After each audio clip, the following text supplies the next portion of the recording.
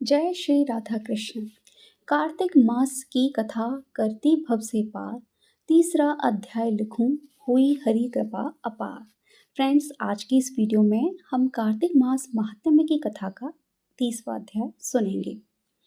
भगवान श्री कृष्ण ने कहा कि हे प्रिय नारद, नारद जी के वचन सुनकर महाराज प्रथु बड़े विस्मित हुए।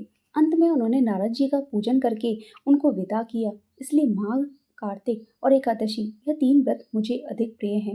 वनस्पतियों में तुलसी, महीनों में कार्तिक, तिथियों में एकादशी, क्षेत्रों में भी प्रयाग मुझे बहुत प्रिय है। जो प्राणी जितेंद्रिय होकर इनका सेवन करता है वह यज्ञ करने वाले मनुष्य से भी अधिक प्रिय लगता है।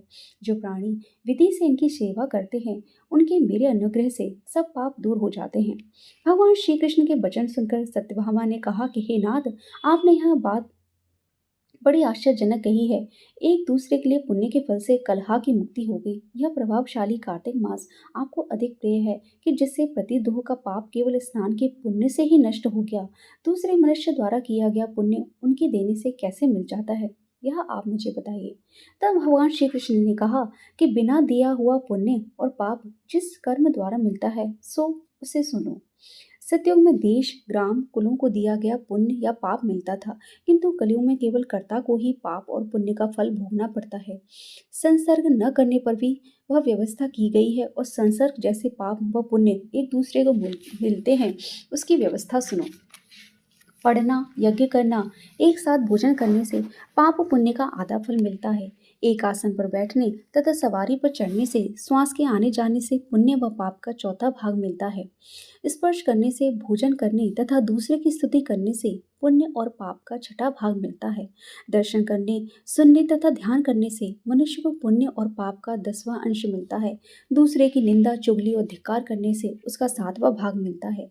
पुण्य करने वाले मनुष्यों की जो कोई सेवा करता है वह सेवा का भाग लेता है और अपना पुण्य उसे दे देता है। नौकर और शिष्य के अतिरिक्त जो मनुष्य दूसरे की सेवा करवाकर उसे पैसे नहीं देता तो वह सेवक उसके पुण्य का भागी होता है। पंक्ति में बैठे हुए भोजन करने वालों की पत्तल को जो व्यक्ति लांघता है वह उसे जिसकी पत्तल उसने लांघी है अपने पुण्य का 6वां भाग दे देता है। स्नान तथा ध्यान आदि करते हुए मनुष्य से जो व्यक्ति बातचीत करता है या उसे स्पर्श करता है वह अपने पुण्य का 6वां भाग दे डालता है। जो इस मनुष्य धर्म काम के लिए दूसरों से धन मांगता है पुण्य का भागी होता है। ठीक उस तरह जिस तरह की दान करने वाला पुण्य का भागी होता है। जो मनुष्य धर्म का उपदेश करता है और पश्चात श्रोता से याचना करता है वह अपने पुण्य का 6वां भाग उसे देता है। जो मनुष्य दूसरों का धन चुराकर उससे धर्म करता है वह चोरी का फल भोगता है और शीघ्र ही निर्धन हो जाता है। जिसका धन चुराता है वह पुण्य का भागी होता है। बिना ऋण के उतारे जो मनुष्य मर जाते हैं उनको ऋण देने वाले सज्जन पुण्य के भागी होते हैं।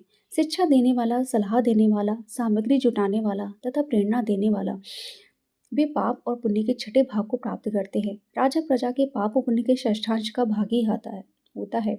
गुरु शिष्यों का, पति पत्नी का, पिता पुत्र का, स्त्री पति के लिए पुण्य का 6ठा भाग पाती है। पति को खुश करने वाली आज्ञाकारी स्त्री पति के लिए पुण्य का आधा भाग ले लेती है। जो पुण्यात्मा पराये लोगों को दान करते हैं वह अपने पुण्य का 6ठा भाग प्राप्त करते हैं। जीविका देने वाला मनुष्य जीविका ग्रहण करने वाले मनुष्य के पुण्य का 6ठे भाग को प्राप्त करता है। इस प्रकार दूसरों के लिए पुण्य अथवा पाप बिना दिए भी दूसरों के मिल जाते हैं, किंतु यह नियम जो मैंने बताए हैं ये कलयुग में नहीं लागू होते। कलयुग में तो एकमात्र कर्ता को ही अपने पाप और पुण्य भोगने पड़ते हैं। इस संबंध में एक बड़ा पुराना इतिहास जो कि पवित्र भी है, बुद्धि को देने वाला भी कहलाता है, उससे ध्यान से सुनो। फ्रेंड्स, यहाँ पर कार्तिक मास महात्म्य की कथा का 30वां अध्याय पूरा हुआ। आगे की कथा हम अगले अध्याय में सुनेंगे। तब तक के लिए नाम जप करते रहें। बोलिए कार्तिक के ठाकुर की जय। फ्रेंड्स, वीडियो पसंद आई है तो प्लीज़ वीडियो को लाइक कर दीजिए और इस वीडियो को ज़्यादा से ज़्यादा शेयर ज़रूर कीजिए। चैनल पर यदि पहली बार आए हैं तो चैनल को सब्सक्राइब करना मत भूलिएगा। वीडियो को पूरा देखने के लिए आप सबका बहुत बहुत धन्यवाद। जय श्री कृष्णा फ्रेंड्स।